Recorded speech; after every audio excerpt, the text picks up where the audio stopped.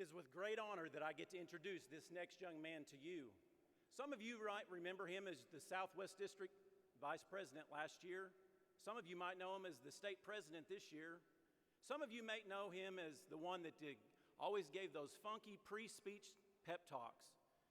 You might know him as someone that he's a wannabe rapper. And some of you might know that at night he's a superhero in disguise as not only the Batman, but as his ag teacher for 5 years, here are some things that I'm going to remember about this young man. His freshman year, when he memorized the creed, he went to PI and he forgot 3 of the paragraphs. He came out, he said, "Mr. Torrance, I blew that." Sweat was running down his face. His armpits were soaking wet. He's like, "I'm never doing this again." I said, "Yes, you will." Next year, he made it all the way to state. Then he was a 4-time state champion in proficiencies. I can go on and on and on the list of things that Drake and I have done together, many miles down the road in the ag truck. We've gone to Costa Rica together with national proficiencies. We've been all over the state of Oklahoma. But those are things that I'll always cherish and I'll always remember, but those aren't the things that I'll always remember deep down in my heart about this young man. The one thing that I will always remember is a young man that will always serve others. He's an awesome role model for my daughter and my 4 young boys at home. He's someone that I always tell my boys, there's a young man, look up to, be like him. I wouldn't have said that his 8th grade year when he came into Cheyenne FFA, but I can stand here today and tell you he is the ultimate role model for your young man or your young woman. It is with great honor that I get to tell you the retiring address for your 2015-2016 State FFA President from the Cheyenne FFA Chapter, Drake Boyce.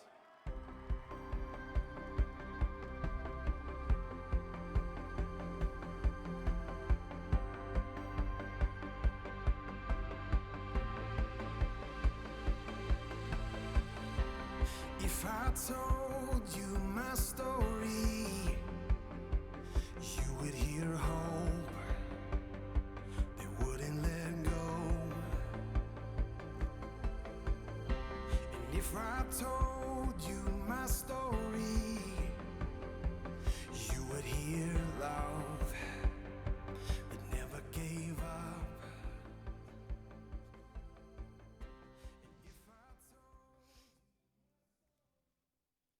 A 1998 Jeep Wrangler, bought and paid for myself when I was 16.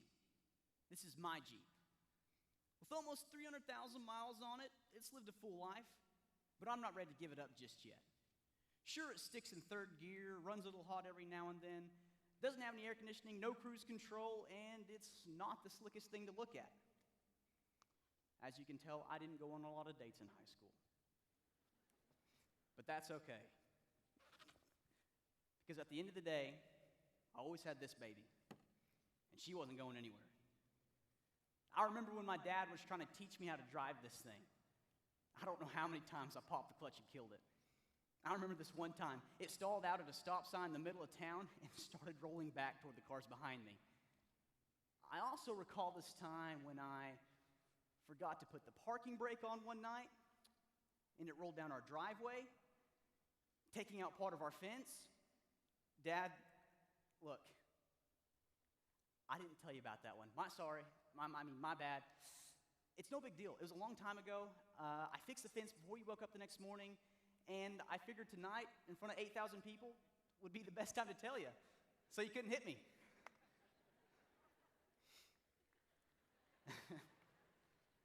Man, I've added, repaired, and replaced many things on this old Jeep, mostly on my own, with occasional help from my dad and brother. It's nowhere near perfect, but it runs a whole lot better than it did the day I bought it. Growing up, my family moved around quite often. At last count, we've moved over 15 times, and I've lived in 3 different states.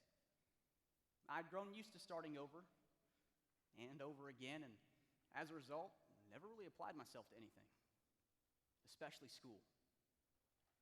At home, my father struggled with an alcohol addiction, and my mother did the best she could of keeping that part of him in check and away from my sister and I. I didn't really understand it.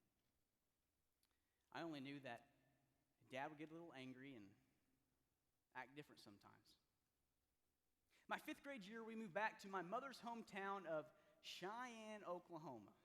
Now, you got to understand that I was used to living in big cities, so relocating to a remote, far western Oklahoma community of about 815 people with a school class size of 17 was very, very strange to me.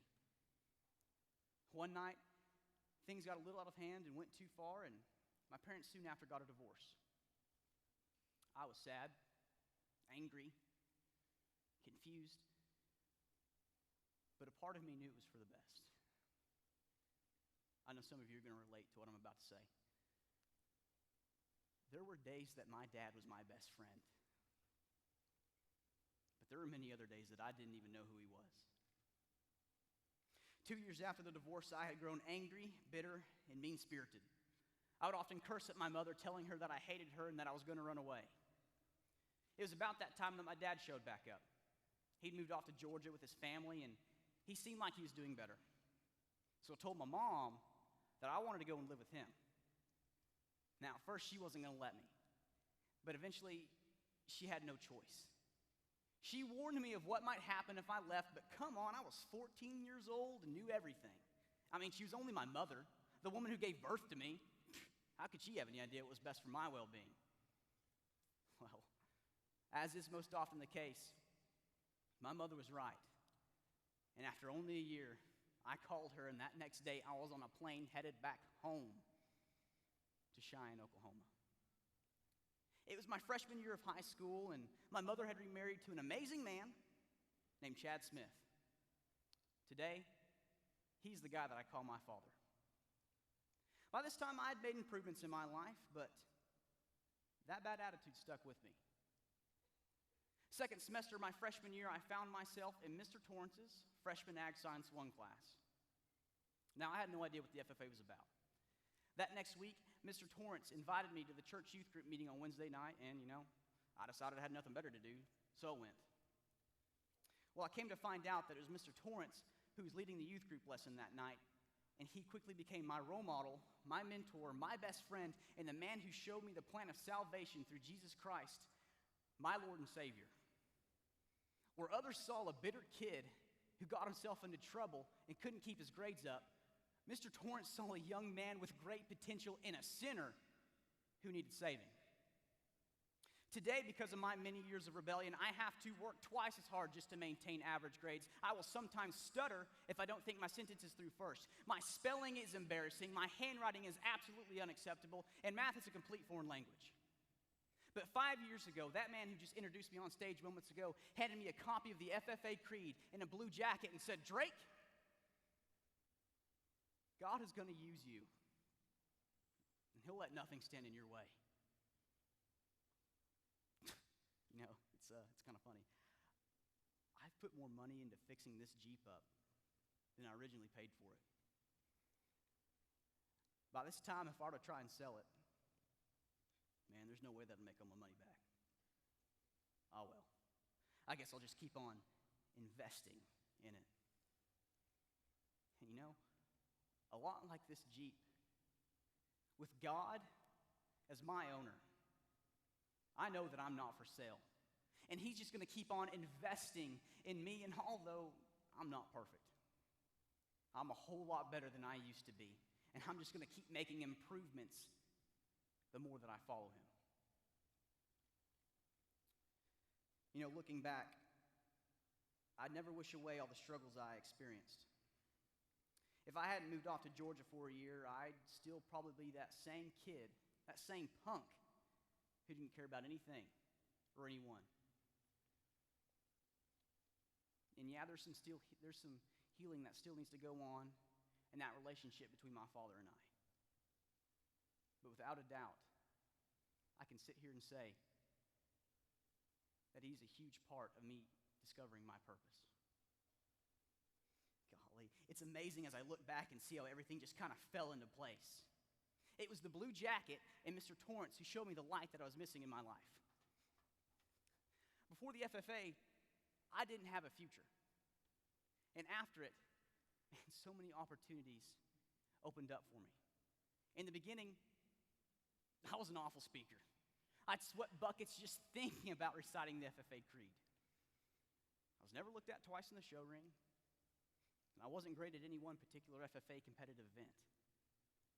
But still, something just felt right when I slipped that jacket on. After having the opportunity to serve as a chapter officer and do some traveling, I was able to witness other state officers in action, particularly Joshua and Bray Haven from my hometown chapter. And it quickly became my desire to want to serve as a state officer to prove that nobody's too far gone. That if a boy like me can make it here, just think, FFA members, what you yourself can achieve. How hard are you willing to work? Man, I know it sounds completely cliche, but literally, the sky's the limit. Don't let your hardships get in the way of achieving the plans and goals that God has for your life. In this jacket, I was able to define my purpose. After being blessed with the opportunity to serve you, Oklahoma FFA, last year as your Southwest District Vice President, I was able to experience leading my own small group at Alumni Leadership Camp, to Colt Conference, State and National Convention, Goodwill Tour, and a whole lot more in between. And I found that it was you, the members, who showed me what I was truly supposed to do with my life and the path that I was destined to take. Just as my ag teacher did with me, I want to share hope to the hopeless and preach the good news of the gospel that Jesus Christ is the way, the truth, and the life. My passion is to see others transformed and discover their God-given purpose. However, defining your purpose and following your purpose are two completely different things. This past year, I was truly blessed to serve you, Oklahoma FFA, another time around. But with that came big changes and a few challenges. Following my purpose, I transferred from Oklahoma State University, go Pokes, to Oklahoma Baptist University, go Bison. Yeah, it's been tough at times. But the amount of knowledge and spiritual growth that I've gained has made it all worth it. FFA members, understand that each and every one of you have a God-given reason to be on this earth. You all have a purpose. And each day that you wake up, you are given a choice to either follow or ignore that call. Man, that decision can be seen by the way you act, the type of words that come out of your mouth, what you think about, what you choose to do in your free time, and what is truly in your heart. You're either all in or you're nothing. There's no such thing as half commitment when it comes to living a purpose-filled life. Guys, it's not going to be easy. I can 100% guarantee that following your purpose will be the toughest thing that you'll ever have to experience. You will face depression. You will face anxiety. You're going to feel fear and loneliness. You will most certainly have to turn your back on certain friends, maybe even family. If you accept this challenge, you run the risk of being labeled an outcast, being thought of as different. Man, a freak. I know what you're thinking. Well, gosh, Drake, is it really even worth it? Believe me when I say, like so many people do today, you can most certainly live a comfortable, even successful life without ever following your purpose. But I'm warning you, if that is the path you choose, you will develop a never-ending void in your heart, and you're going to try and fill that void with fleeting earthly things that will not last. You might not feel it today. You might not feel it tomorrow. It might take 10, 5, 15 years down the road, guys, but I promise you that that void is there and it's growing. FFA members, I need you to understand this. I'm not asking you to follow me because I don't have all the right answers. I'm asking you to join me as a soldier, a follower of Christ, and go to war with your purpose. So do you have a purpose? And are you willing to fight?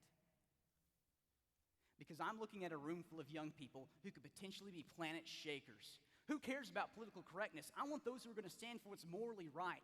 I want those who are led by a purpose so strong that they know they're not going to find happiness at the bottom of some bottle or at the end of some cigarette or in the backseat of some car. True happiness and fulfillment does not come with a high-paying career and material objects. You're not going to find it watching Netflix or scrolling through Twitter. True joy is not followed by ill words, a bad attitude, or laziness. It's not hidden in some bag of Doritos, and the last time I checked, you can't order it with a large Dr. Pepper and a side of fries. If you're waiting, man, listen to this. If you are waiting for everlasting happiness and fulfillment through a significant other, you will be significantly disappointed. Yeah.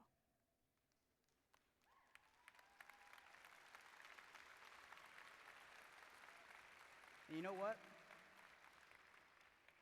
While we're on the topic of relationships, girls, y'all are all so beautiful. You're welcome. There's no reason to change the way you look for someone else. I tell my sisters this all the time. Never date a guy that you couldn't see yourself marrying and becoming the father of your children. Don't date him because he's cool or good looking or drives a jacked up truck. Look for the guy who's a true gentleman, the one who's mature enough to understand that God is number one and who leads you and him both in a godly relationship.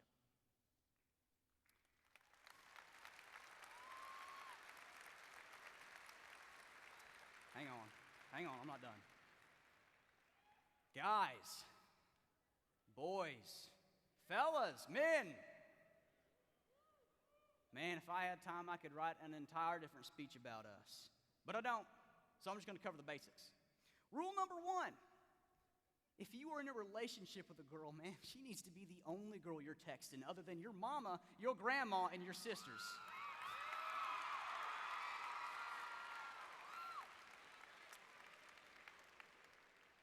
That rule also applies in the just talking stage as well.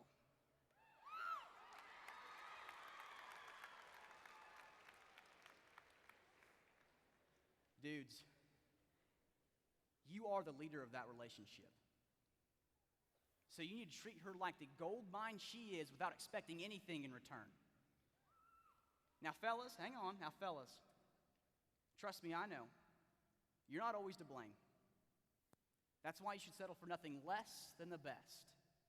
Don't date a girl for the way she looks on the outside, but for how pure her heart is on the inside.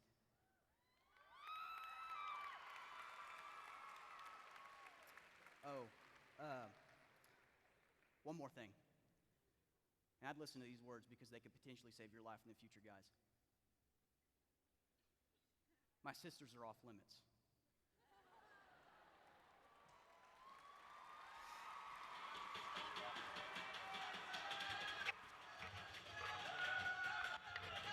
Here.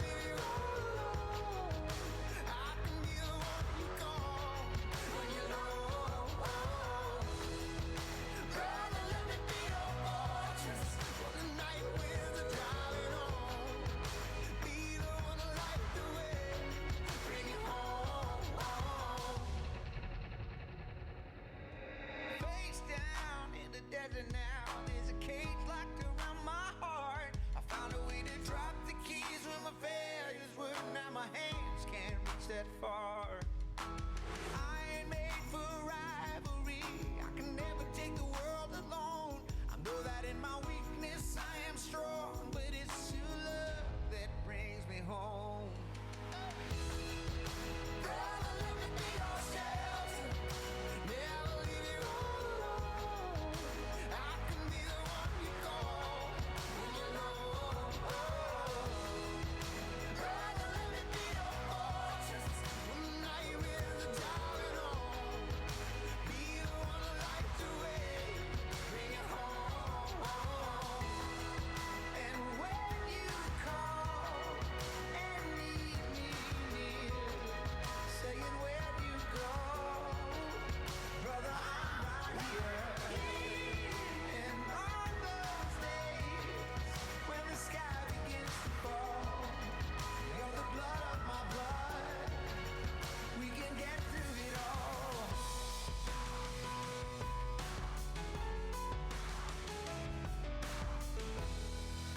Brother, let me be your shelter.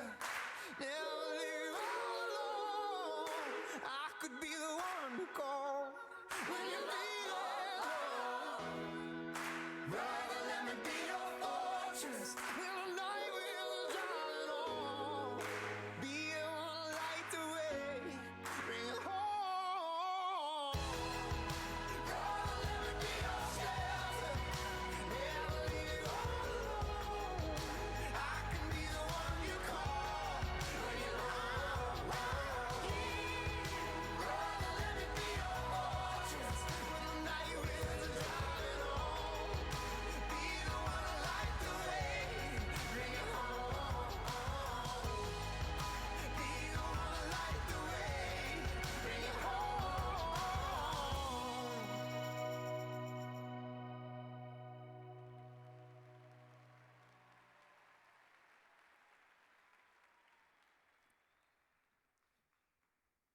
Man, I got a lot of memories wearing each one of these jackets. From serving as a chapter officer in my hometown of Cheyenne, Oklahoma, being elected to Southwest District Vice President last year, and to this year, proudly serving you as your state president of the Oklahoma FFA Association. But the one inevitable truth that we will all have to experience is taking these jackets off for the last time. Tomorrow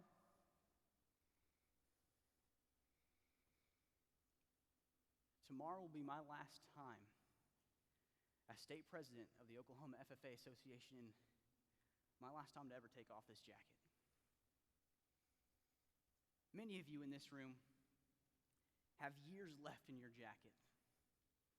Others, your time is quickly coming to a close. And some of you in this room already know what it's like to take that blue and gold corduroy off for the last time. But regardless of whenever that time is or was, your work's not done yet. I know what you're thinking. Well, obviously, Drake, after the FFA, I have college, a career, a family. Nah, but even then, your work's not done yet. To those living a life led by purpose, there's no such thing as retirement, because they're constantly having to work in order to make the right choices so that they can better themselves and those around them. You see, it's not this symbolic jacket that makes this organization great. It's the heart that rests under this emblem. As long as there's breath left in my body, I will keep on fighting, because that's my purpose. I don't want to die in a recliner somewhere watching Law and Order. No, I want to die out on the battlefield. Your time to make a difference is not limited to how long your body is in that jacket. It's limited to how long your soul is in your body. So how do you want to live your life? To those of you with years left in your jacket, you have found yourself in one of the greatest youth organizations in the world. Spend your time going to every speech contest, livestock show, and leadership event you can. Be at every chapter activity and run for as many offices as possible. Be nice to your parents, treat your teachers with respect, work hard, and be the same person with your friends as you would be at church. FFA seniors, your year is rapidly coming to a close. And many of you will be starting a new chapter in your life known as college. It does not have to be a time to act as crazy as you possibly can before adulthood. It can be a time to grow yourself physically, spiritually, mentally. Use college to define your purpose and truly discern the steps that you need to take to get there. I also want to say something to the 8 individuals who will become the next state FFA officer team tomorrow night.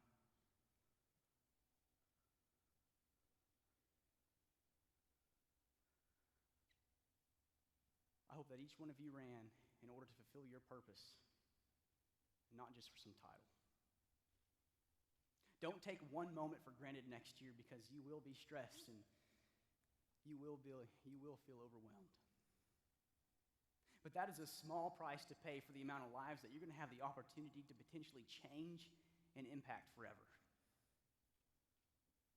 Man, treasure your teammates. Because for the past 2 years, I've gained 14 of the most amazing brothers and sisters who are forged together by an unbreakable bond. Always remember the reason why you wanted to serve in the first place. And my wish is that you become the best state FFA officer team Oklahoma's ever seen. FFA members, you all have a purpose. God wants to use each and every one of you. Everybody do me a favor and close your eyes and put your heads down for a moment. I just want you to ignore all the distractions in this room and be completely focused in on yourself. Feel your heart beating in your chest. Take a look back on your life. Think about all the choices that you've made up until this point.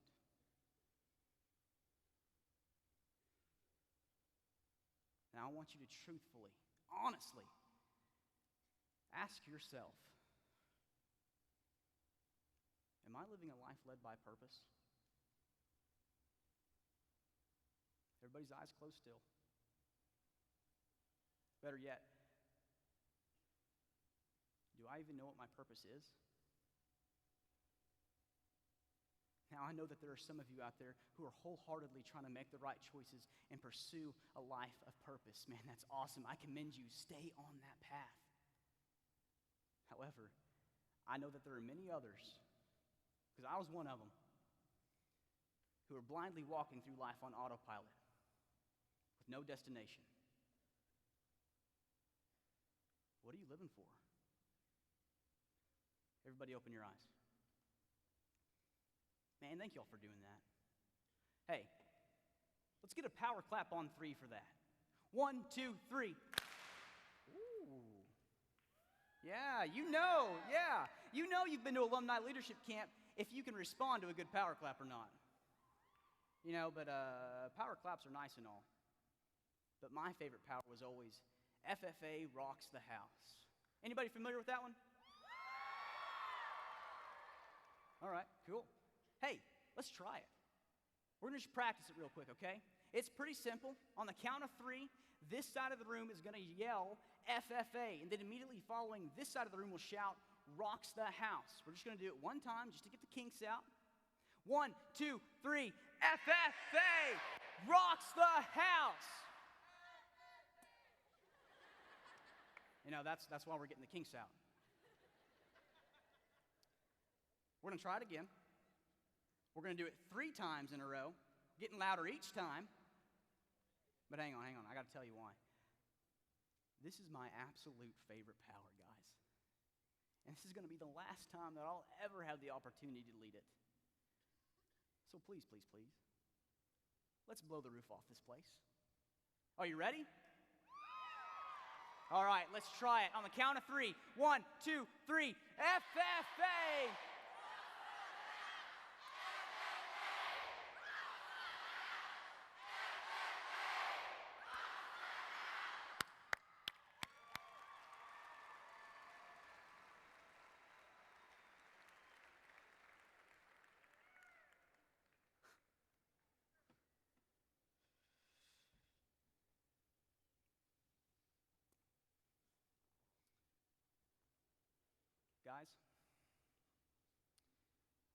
you could easily think of my words tonight as just another motivational speech.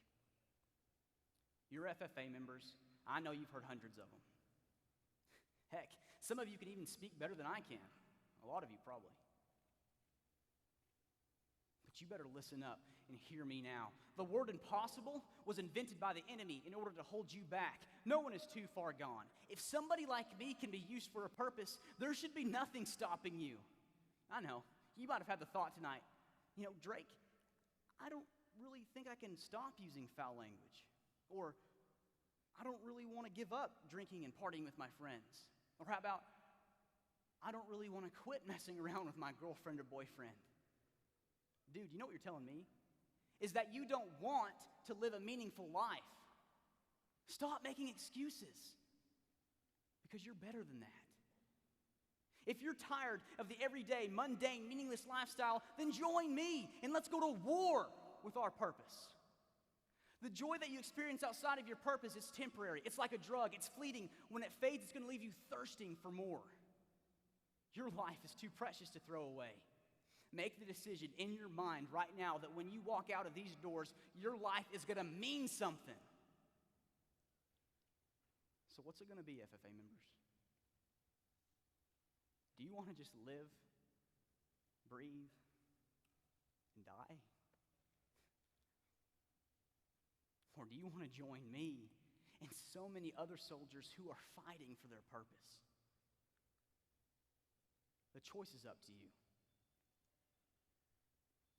Find your purpose. Follow it. And when you do,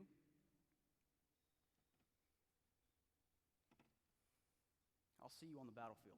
This is my story. This is my song. Praising my Savior all the day long. This is my story. This is my song. Praising my Savior all the day long. For the grace that is great. Oh my goodness. FFA members, before we end tonight, we have a talent competition winner to announce, but I totally left that thing in my official dress. So I don't know who it is. Would you like me to help you? Yes, please help me. Okay. Congratulations to our third session talent winner. It is Gabe and Josh Cochran from the Atoka FFA chapter. You're welcome, Mr. President. Thanks. Mr. Secretary, do you have a record of any further business which should now be transacted? Yes, Mr. President, I have a couple of announcements so that our staff and band can prepare for the upcoming concert. We're requiring that all FFA members and guests to depart from the Cox Arena as soon as we adjourn this session. The doors will reopen at 9 p.m. You will be required to have a concert wristband or ticket to re-enter. The concert will begin at 9:30. Also, delegates following the flag salute, I repeat, following the flag salute, if you would remove the name cards and the tape from the back of your seats and place them in the trash receptacles, you would be greatly appreciated. Mr. President, I have no further announcements. Does any member know of any new or unfinished business which should properly come before this meeting? We are about to adjourn the third session of the 90th State Convention of the Oklahoma FFA Association. As we mingle with others, let us be diligent in labor, just in our dealings, courteous to everyone, and above all, honest and fair in the game of life. Fellow members and guests, join me in a salute to our flag. I pledge allegiance to the flag of the United States of America and to the republic for which it stands, one nation under God, indivisible, with liberty and justice for all. I now declare this session adjourned.